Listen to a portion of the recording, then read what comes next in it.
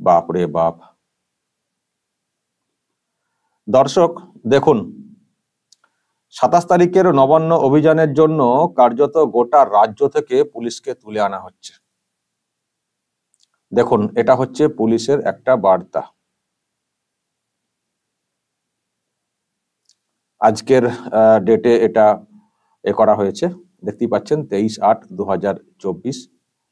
আর দেখুন, নবান্ন অভিযান অন 27/8/2024 বলা হচ্ছে, কোথায় আসতে বলা হচ্ছে, শরৎ সদন হাওড়া, 26/8/2024 4টের সময়, বিকেল 4টের সময়।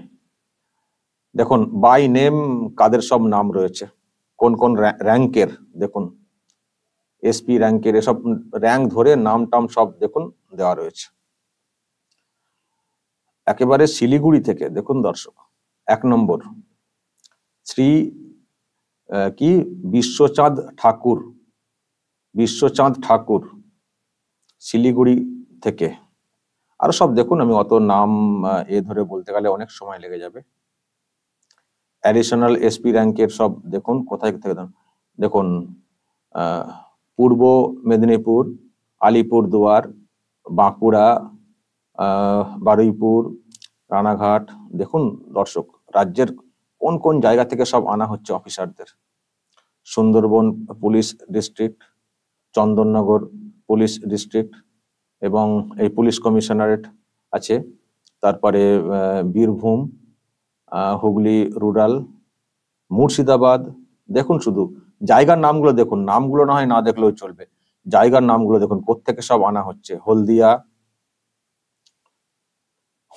দেখুন, এই র্যাঙ্কের দেখুন, আলিপুরদুয়ার, ঝাড়গ্রাম, সব হাওড়ার তো আছেই, ডায়মন্ড হারবার, জঙ্গিপুর, সব নাম এবং তাদের পোস্টিং দেখুন দর্শক।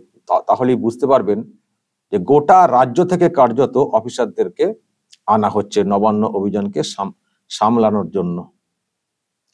ইন্সপেক্টর যারা, তাদেরও দেখুন সব প্রত্যেকে সব আনা হচ্ছে। দেখুন বাপরে বাপ, শুধু দেখুন দর্শক কত অফিসারকে আনা হচ্ছে। এটা হচ্ছে অফিসারদের লিস্ট। এরপরে আমি একটা লিস্ট দেখাবো, সেটা হচ্ছে এবার কনস্টেবল বা অন্যদেরকে মানে কোত্থেকে কাদেরকে কত সংখ্যায় আনা হচ্ছে। ওয়েট, এই যে আগেরটা দেখলেন অফিসারদের লিস্ট, আর এটা হচ্ছে কোন জেলা থেকে ফোর্স, মানে কোন কোন পজিশনের কি ফোর্স, কোন কোন পদের, সেগুলো দেখুন একটা তালিকা দেওয়া হয়েছে। পশ্চিম মেদিনীপুর, বাঁকুড়া, পুরুলিয়া, ঝাড়গ্রাম, হুগলি রুরাল, পূর্ব বর্ধমান, বীরভূম, শিয়ালদা। দেখুন সব, মানে এবার কোন সেকশনের এখানে সব লেখা রয়েছে, এসআই, এলএসআই, সব কনস্টেবল, তারপর র্যাব, লেডি র্যাব এবং ট্রাফিকের সব রয়েছে, দেখছেন উপরে কোত্থেকে কোন জেলা থেকে কত কি, তার একটা তালিকা এখানে দেওয়া রয়েছে।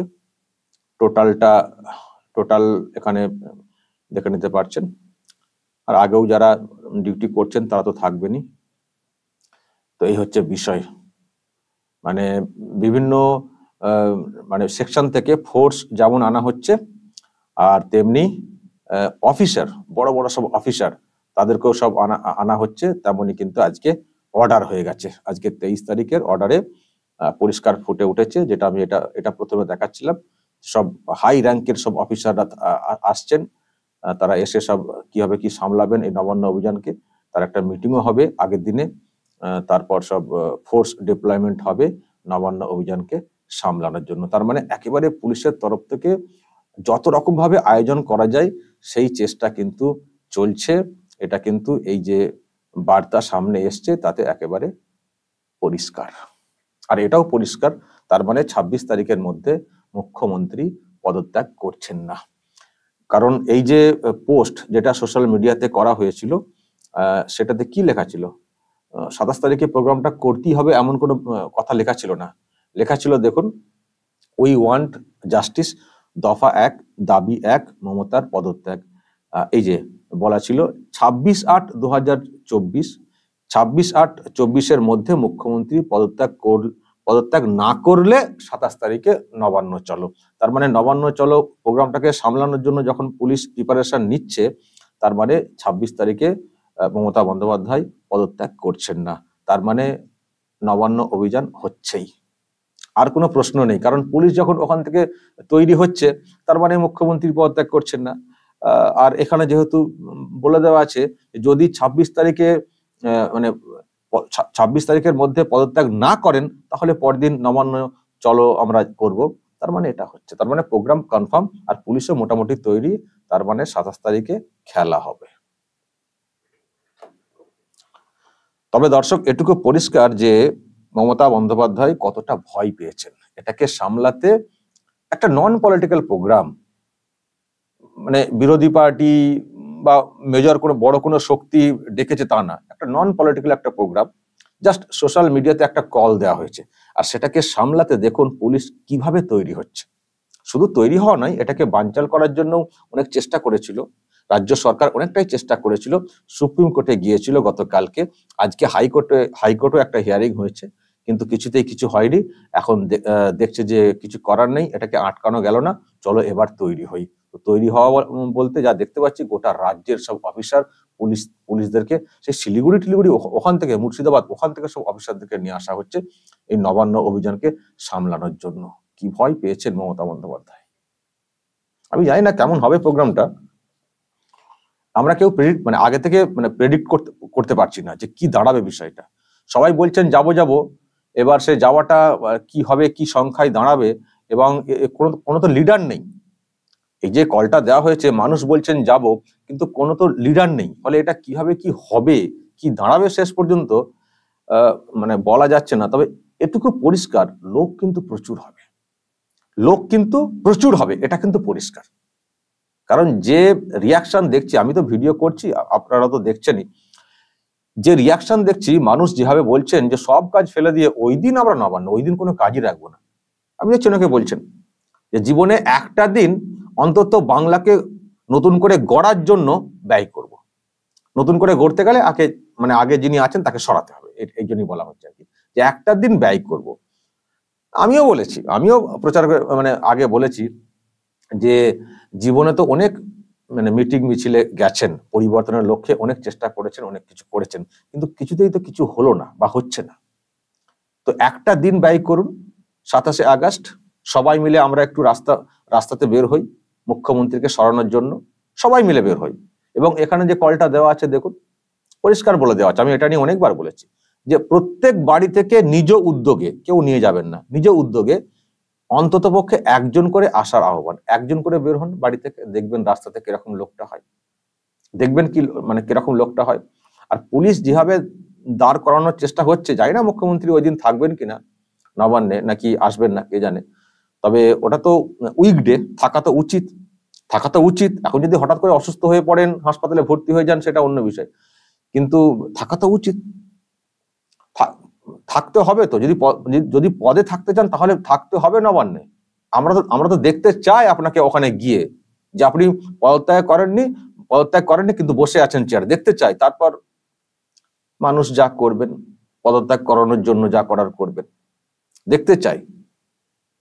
তো এবার আমার মনে হচ্ছে পুলিশের কাছেও খবর আছে, পুলিশের তো একটা ইন্টেলিজেন্স আছে, পুলিশের কাছেও খবর আছে যে প্রচুর মানুষ আসবেন।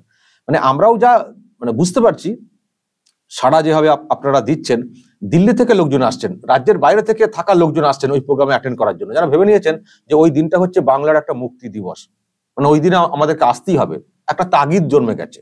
আর এটা তো একটা নন পলিটিক্যাল ব্যানারে ডাকা হয়েছে না। কেউ পলিটিক্যাল একটা ছুতমার্ক খোঁজার চেষ্টা করছেন, যারা করতে দিন, কি আর করার আছে। যদি এই ডাকে সাড়া না দেন, আর বাংলাকে নতুন করে গড়ার জন্য তারা কি ডাক দেবেন? যদি এই ডাকে কেউ সাড়া না দেন, পলিটিক্যাল রং ইত্যাদি বলে টলে এড়িয়ে থাকেন, তাহলে আমার মনে হয় না তারা কোনোদিনই আর বাংলার মানুষের সাড়া তাদের জন্য আদায় করতে পারবেন বলে আমার মনে হয় না। যারা এই কোনো পলিটিক্যাল পার্টি অর্গানাইজেশন, তারা যদি এই সময়, তৃণমূল কংগ্রেসের কথা ছেড়ে দিন, এটা বাদ দিয়ে আমি অন্যদের কথা বলছি, যদি কোনো পলিটিক্যাল পার্টি মনে করে যে না ওখানে যাবো না, ওটা তাদের দরকার নেই যাওয়ার, যদি এই সময়ে এটাকে এড়িয়ে থাকার চেষ্টা করে, তাহলে বলবো তারা তাদের জীবনে একটা বড় মিস করবে। এটার যা মানে হবে, প্রভাব হবে যদি এখানে তারা মানে বলে দেন যে আমরা যাব না, নেতারা যদি বলে দেন যে আমরা যাব না, জীবনে তারা মানে ঐতিহাসিক ভুল করবেন পলিটিক্যালি। আমি কিন্তু সেটা বলতে পারি, কারণ যে সারা আমি দেখতে পাচ্ছি, সকলের যাওয়া উচিত, যে যারা যাবেন না তারা মিস করবেন, পরিষ্কার কথা। আর সকলের মানে বের হওয়া উচিত এই জন্যই বলতে চাই, কারণ এই শাসকের একটা অদ্ভুত একটা দম্ভ হয়ে গেছে যে সব আমাদের, যাই করি ভোট আমাদের, যে যাই মিছিল করুন, প্রতিবাদ করুন, দিনের শেষে ওরা সব আমাদের, আমরা লক্ষ্মীর ভান্ডার দিই, আমরা এই দিই সেই দিই। এই একটা বিরাট মানে কি বলবো, একটা অহংকার হয়ে গেছে, একটা বিরাট অহংকার হয়ে গেছে। এই অহংকারটাকে চূর্ণ করতে হবে, দেখাতে হবে যে আপনাদের বিরুদ্ধে বাংলার কত মানুষ গর্জে উঠতে পারেন, কোনো পলিটিক্যাল ব্যানারে না, এমনি সাধারণ মানুষ। এনি বলবেন না যে পলিটিক্যাল লোকেরা টাকা দিয়ে নিয়ে গেছেন, অমুক দিয়ে নিয়ে গেছেন, যেটা বলার চেষ্টা করেন। নো টাকা, নো মানি, নো ডিম ভাত। মানুষ তার নিজের তাগিদে যাবেন, নিজের তাগিদে যাবেন, এবং আরজি করে যে ঘটনা ঘটেছে সেই বিচার সহ অন্যান্য যেসব অবিচার হচ্ছে রাজ্যে, সেই বিচারের দাবিতে মানুষ যাবেন। এখানে টাকা পয়সা দেওয়ার কোনো ব্যাপার নেই, এখানে গাড়ি টাড়ি করে পলিটিক্যাল পার্টি নিয়ে যাবে সেরকম কোনো ব্যাপার নেই। মানুষ যাবেন নিজের উদ্যোগে, আর দেখবেন জনতার কি ক্ষমতা, জনতার কি ক্ষমতা। তবে টের পাচ্ছেন, এটা টের না পেলে এত ছুটোছুটি করতেন না সুপ্রিম কোর্ট, হাইকোর্ট, আবার এত পুলিশ মোতায়েন। টের পেয়েছেন মমতা ব্যানার্জি যে কি ক্ষেপে মানে মানুষজন কিভাবে জেগেছেন। ফলে ওই শুধু মানে অনেকে তো যাবেন বলছেন, কিন্তু যারা ভাবছেন যে বাড়িতে বসে দেখবো মোবাইলে টিভিতে, এটা করবেন না, বের হবেন।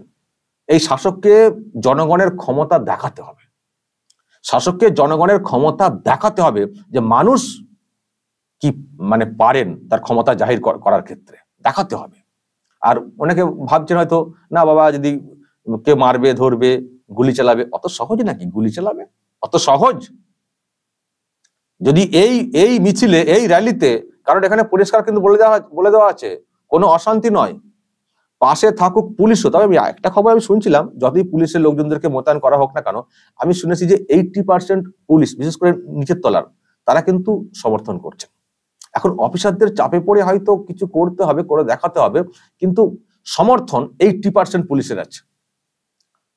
ওইখানে নবান্নের কাছে হয়তো একটু কড়াকড়ি হবে, কারণ নবান্নের সব তো অফিসাররা বেশি থাকবেন না ওখানে, অফিসারদের তো অন্যভাবে তো পুষিয়ে দেন মমতা ব্যানার্জি, ফলে তারা তো ওনার হয়তো কাজ করবেনই।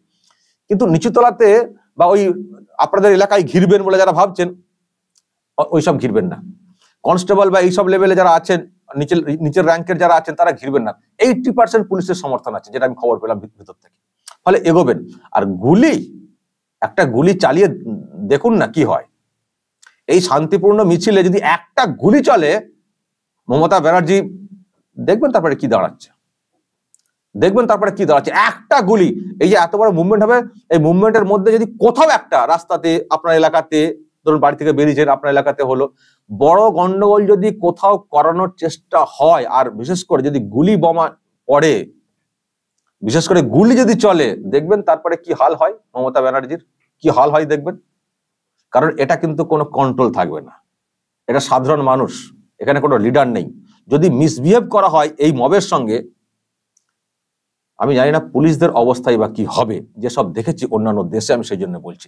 ফলে শান্তিপূর্ণ একটা কর্মসূচির ডাক দেওয়া হয়েছে বলেই আমিও এতে সামিল হব বলেছি, এবং এটা সময়ের দাবি, এটা হওয়া উচিত। সেই জন্য এটা যেন কোথাও গন্ডগোলটা না করানোর চেষ্টা হয়, গন্ডগোল করলে শাসকের চাপ, যারা যাবেন তাদের চাপ না, শাসকের চাপ, শাসকের কিন্তু তারপরে সামলাতে হবে। মানুষ যাবেন, নবান্নমুখী হবেন, নবান্নে ওঠার চেষ্টা করবেন। সুতরাং পুলিশের যারা রয়েছেন সামনে, আপনাদের যা ডিউটির মতো পালন করবেন, বাদ বাকি আমাদের প্রতি সমর্থন করবেন যাওয়ার ক্ষেত্রে। আপনাদের আমি দেখতে পাচ্ছি গোটা রাজ্যের পুলিশ তুলে আনা হচ্ছে, কিন্তু গোটা রাজ্যের পুলিশের থেকে তো কয়েক গুণ বেশি হচ্ছে গোটা রাজ্যের মানুষ। তো কোথায় সামলাবেন, কি করে সামলাবেন? যদি সব মানুষ আসেন, সকাল হলি যদি দেখতে পান যে বাড়ি থেকে সবাই বেরিয়ে পড়েছে ছাতা নিয়ে আর একটা করে এই জাতীয় পতাকা হাতে নিয়ে, তো কি করে সামলাবেন আপনারা? কত পুলিশ, কতজন? এই সংখ্যাটা আমাদের আপাত দৃষ্টিতে খুব বেশি লাগছে, বড় বড় সব লোকজন এসছেন, কিন্তু মানুষের সংখ্যা যদি অনেক হয়, কি করে? সে তো নগণ্য হয়ে যাবে। তো নগণ্যকে সরিয়ে নবান্নে যাওয়াটা কি খুব চাপের হয়ে যাবে? যেটা চাইবেন জনগণ সেটা করতে দেবেন। কারণ আমি তো বলবো যে যদি এটা হয়ে যেত 26 তারিখের মধ্যে, যদি মমতা ব্যানার্জি সরে যেতেন, তাহলে এইসব কিছু করতে হতো না। আপনারা তো বোঝাতে পারলেন না, এটা কিছু করতে হতো না, ওনাকে চেয়ারে বসে থাকতেই হবে। কি মধু পেয়েছেন। আর এদিকে বলবেন আমার চেয়ারের কোনো লোভ নেই, আমার ক্ষমতার লোভ নেই। আর দেখুন এরকম একটা পরিস্থিতি তৈরি হয়ে গেছে গোটা রাজ্য জুড়ে একটা বিস্ফোরণ ব্যাপারটা এসে যাচ্ছে, মানুষের ক্ষোভের বিস্ফোরণ। এখনো চেয়ার আঁকড়ে বসে থাকছেন। তাহলে ক্ষমতার লোভ নেই মানে? এই তো দুদিন আগে বলছিলেন যে আমার কোনো ক্ষমতার লোভ নেই, তাহলে কেন ছাড়ছেন না? আপনি তো অযোগ্য, এটা সবাই জেনে গেছেন, গোটা দেশের বিদেশের মানুষ আপনি জেনে গেছেন যে আপনি অযোগ্য। বাংলার লজ্জা, দেশের লজ্জা, ওনাকে বলছেন যে কাণ্ড ঘটেছে। তো আপনি এখন চেয়ারে বসে থাকবেন, সরবেন না? এখন পুলিশ নামাচ্ছেন সামলানোর জন্য। দেখা যাক কতটা সামলাতে পারে আপনার পুলিশ, এবং তারপর আপনার কি ভবিষ্যৎ দাঁড়ায়। দর্শক বলবেন, পুলিশের যে অ্যারেঞ্জমেন্ট দেখছেন, কি বলবেন? ভয় পেয়েছেন? যা বলার বলবেন, এবং যা করণীয় সেটাও বলবেন। কমেন্ট বক্সে নজর রাখবেন আরামবাগ টিভিতে।